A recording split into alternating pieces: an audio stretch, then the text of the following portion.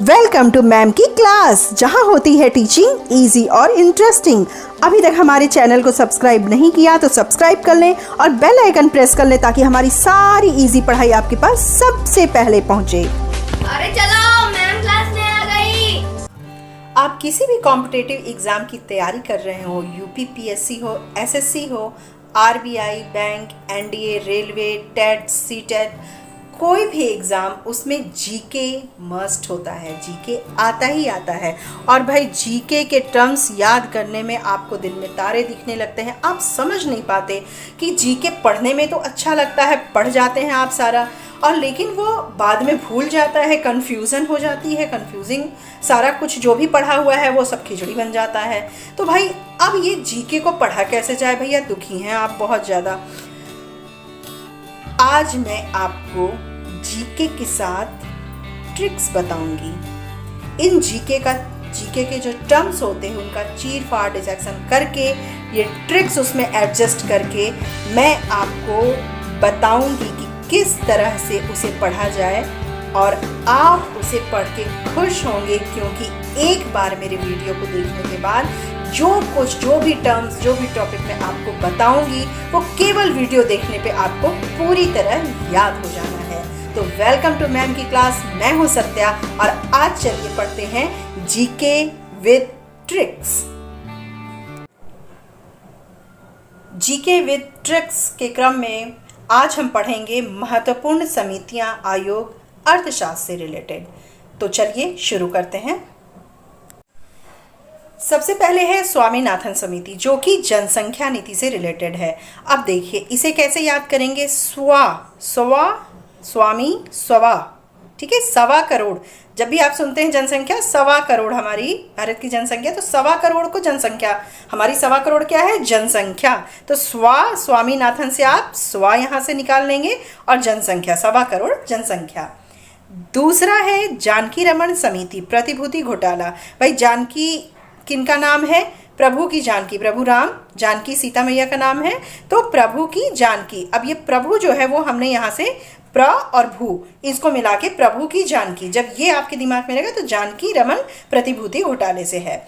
ठीक है। तीसरा है दंतेवाला समिति, जो कि है बेरोजगारी के अनुमान से। दंतेवाला या धंधे वाला, थोड़ा मिलता जुलता ये इसका जो आवाज़ है, साउंड है, वो थोड़ा मिलता जुलता है। तो दंतेवाला यानी धंधे वाला बेरोजगार नहीं हो सकता। भाई जो कोई धंधे वाला है वो बेरोजगार कैसे होगा? तो दंते वाला यानी कि इसका साउंड थोड़ा सा आपको चेंज करके धंधे वाला बोलना पड़ेगा, और धंधे वाला बेरोजगार नहीं हो सकता। चौथा है रेखी समिति, अप्रत्यक्ष कर। रेखी से सीधे दिमाग में आता है रेखा, जो एक्ट्रेस है, वो डायरेक्ट नहीं बात करती। भाई वो ज़्यादा बात नहीं करती, घुमा के और ऐसे करके आपके दिमाग में अपने दिमाग में बैठाना होगा कि वह कैसे अप्रत्यक्ष, डायरेक्ट नहीं बात करती। डायरेक्ट जो नहीं है वो इनडायरेक्ट है, यानी अप्रत्यक्ष। रेखा डायरेक्ट बात नहीं करती, तो इससे क्या दिमाग में आए? रेखी समिति, अप्रत्यक्ष कर। पांचवा है सरकारिया समिति, केंद्र राज्य संबंध से संबंधित ये समिति थी। तो ये तो सीधे है सरकारिया, यानी सरकार कहाँ होती है? केंद्र में और राज्य में होती है, तो केंद्र और राज्य की सरकार। ठीक। छठा है गोस्वामी समिति, यह है औद्योगिक रुग्णता से। रुग्णता का मतलब बीमारी होता है, रुग्ण मतलब बीमार या खराब होना। तो उद्योग बंद होने पे, बीमार या रुग्ण होने पर गाय पालना पड़ा। गोस्वामी यानी गाय का स्वामी, तो गाय का स्वामी बनना पड़ा। ठीक है। गाय का स्वामी आप कब बनेंगे? जब औद्योगिक रुग्ण हो जाए, यानी कि अभी जैसे लॉकडाउन है तो उद्योग से निकाला जा रहा है, तो आप गाँव में आ रहे हैं और गाय पाल रहे हैं।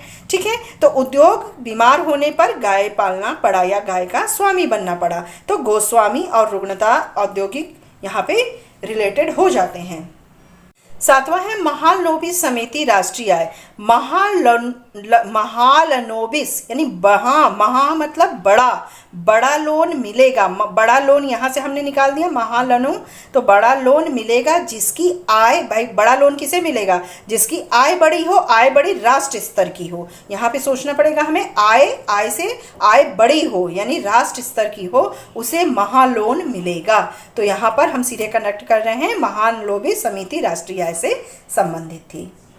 8वां है रंग राजन समिति, जो भुगतान संतुलन से संबंधित थी। तो रंग राजन यानी राजा जो रंगबाज हो, है रंगबाज है, बनोगे तो भुगतान करना पड़ेगा। भाई कोई रंगबाजी कर रहा है, अपने को बहुत ज़्यादा समझ रहा है और रंगबाजी कर रहा है, तो उसका भुगतान तो उसको करना पड़ेगा, मतलब कि उसको बाद में जाके भुगतना पड़ेगा, क्योंकि आज वो रंगबाजी कर रहा है। तो यहाँ पे क्या है, रंगबाज राजा बनोगे तो भुगतान करना पड़ेगा। ठीक है। 9वां है हमारा राजा चलैया समिति, कर सुधार से जो संबंधित थी। राजा चलैया, यहाँ क्या है, राजा चिल्लाया करता है, क्या करने को, कर देने को। कर के लिए राजा महाराजा जो थे वो चिल्लाया करते थे, मतलब डांटा करते थे जो किसान थे और उनसे कर लिया करते थे, क्योंकि राजा की यही कमाई होती थी, कर। तो यहाँ क्या है, राजा चिल्लाया करता है, क्या करने के लिए, कर देने के लिए। यहाँ हम सीधे संबंधित करते हैं, राजा चलैया समिति कर सुधार से संबंधित थी। 10वां है हमारा मल्होत्रा समिति।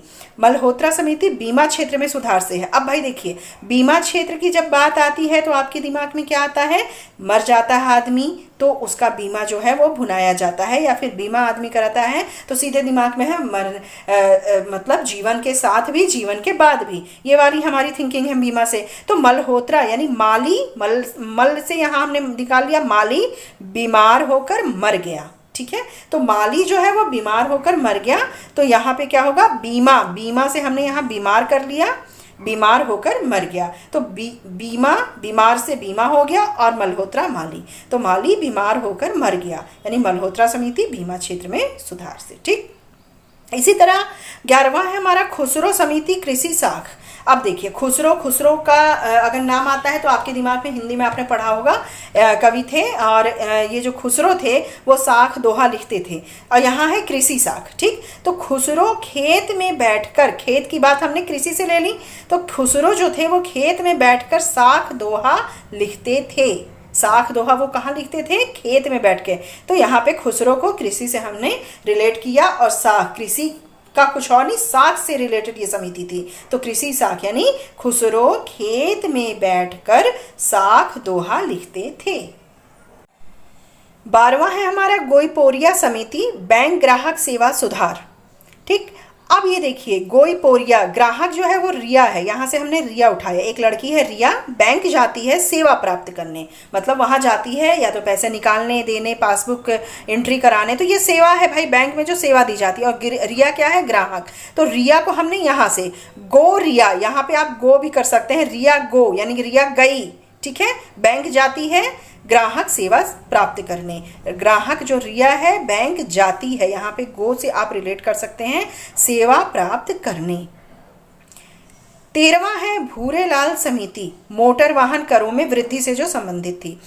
तो भूरे लाल, भूरा और लाल धुआं जो होता है वो कहाँ से निकलता है, मोटर वाहन से निकलता है। ये सीधे सीधे आप यहाँ कनेक्ट करके इसे बहुत ईजिली अपने माइंड में बैठा लेंगे।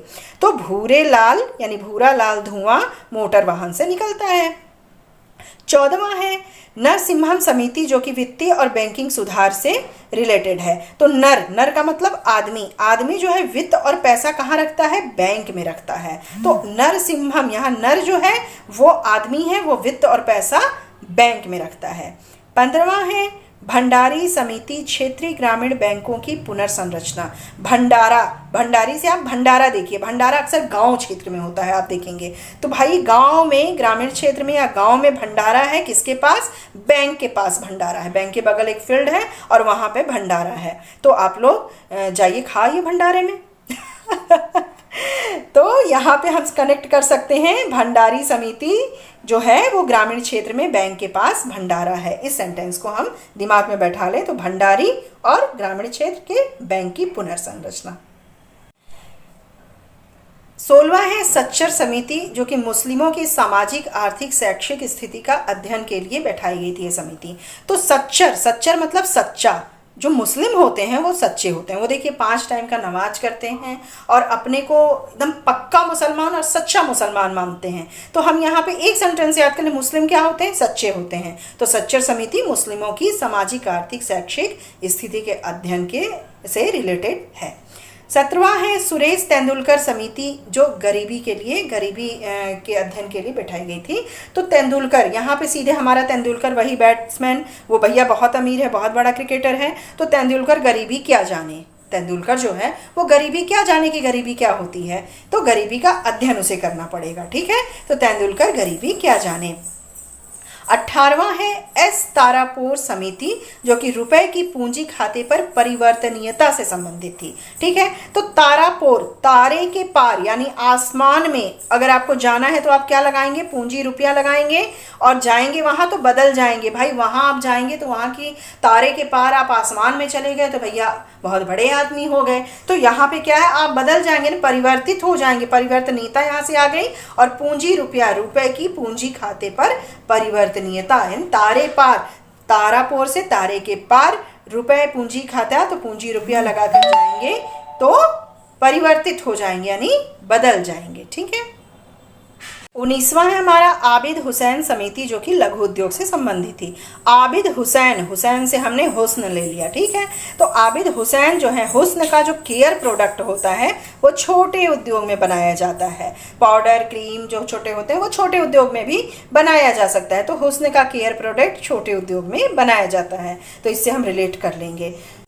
20वां है डॉक्टर कीर्ति एस पारिक समिति, जो कि पेट्रोलियम उत्पाद की मूल्य प्रणाली पर सुझाव के लिए बनाई गई थी। ठीक है, तो पारिक का नाम लेते ही हमारे दिमाग में आता है आशा पारिक। आशा पारिक जो है वो कीर्तिवान थी, भाई बहुत अच्छी एक्ट्रेस थी। ठीक है, तो आशा पारिक कीर्तिवान, जो आशा पारिक है वो किससे चलती हैं, पेट्रोल कार से चलती है। भाई वो डीजल कार से तो चलेंगी नहीं, वो पेट्रोल कार से आराम से चलेंगी। तो यहाँ पे हमने क्या किया कि पेट्रोल कार को आशा पारिक जो है वो कीर्तिवान है, अच्छी हैं और वो पेट्रोल कार से चलती हैं। ठीक, 21वां है हमारा बी एस व्यास समिति, कृषि ग्रामीण साख विस्तार से जो संबंधित थी। ठीक है, तो यहाँ पे क्या है, व्यास, व्यास से वेद व्यास। वेद व्यास जो थे वो गांव के खेत में दोहा साख लिखते थे। अभी मैंने इससे पहले बताया खुसरो भी लिखते थे, तो ये यहाँ व्यास भी लिखते थे। जो लोग दोहा साख लिखते हैं वो गांव में और खेत में बैठ के लिखते हैं। तो कृषि ग्रामीण साख विस्तार, तो वेद व्यास जो थे वो गाँव के खेत में दोहा साख लिखते थे। 22वां है हमारा महाजन समिति, चीनी उद्योग से जो संबंधित थी। तो महाजन, महा मतलब ज्यादा, ज्यादा जन कहाँ है, महाजन कहाँ है, वो चाइना में है। आप जानते हैं चाइना को हिंदी में चीन कहते हैं। तो महाजन यानी ज्यादा लोग कहाँ हैं, चीन में हैं। 23वां है हमारा सत्यम समिति, जो कि वस्त्र नीति से संबंधित है। तो सत्यम, सत्य का जब भी नाम आता है तो सत्यवादी गांधी जी का नाम आता है। अब गांधी जी वस्त्र कितना पहनते थे, कपड़े कितने पहनते थे, जरूरत भर के या कम कपड़े पहनते थे।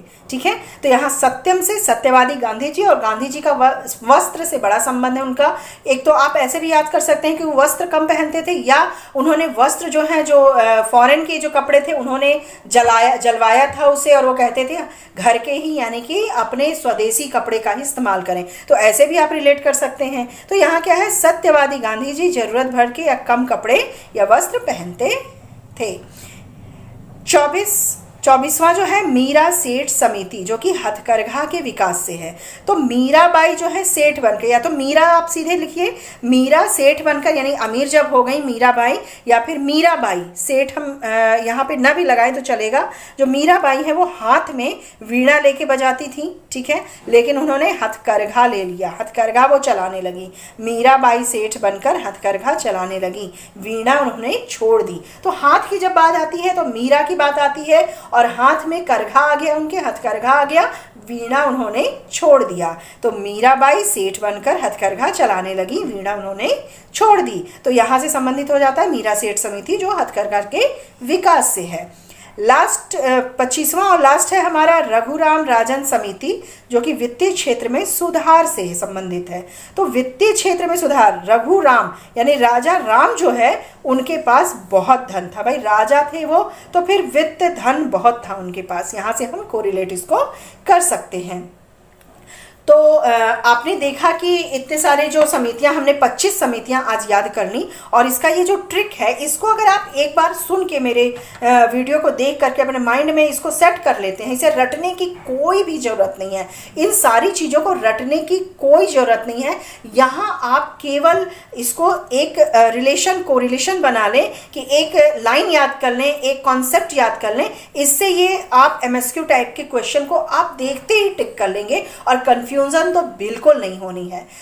तो आज की वीडियो में आपने 25 जो समितियां हैं वो आपने देखी, उसे याद किया। अब अगले ट्रिक्स मैं लेकर आऊँगी अपनी अगली वीडियो में। और ये वीडियो आपको कैसी लगी, इन्फॉर्मेटिव लगी, अच्छी लगी तो आप प्लीज़ यार ज़रूर लाइक कर दीजिए और नीचे जो लाल बटन है उसे दबा दीजिए और बगल में जो घंटा है उसे ज़रूर प्रेस कर दीजिएगा, क्योंकि आगे मैं ऐसी ही ट्रिकी जो जीके है वो आपके पास लाऊंगी अलग अलग टॉपिक्स पे, जो कि आपको पढ़ने में मज़ा तो बहुत ही आएगा, इंटरेस्टिंग लगेगा और वीडियो देखते देखते वो चीज़ें आपके दिमाग में बैठ जाएंगी, आपको बिल्कुल याद हो जाने की हैं। तो चलिए ठीक है, मिलते हैं अपनी अगली वीडियो में। Good bye.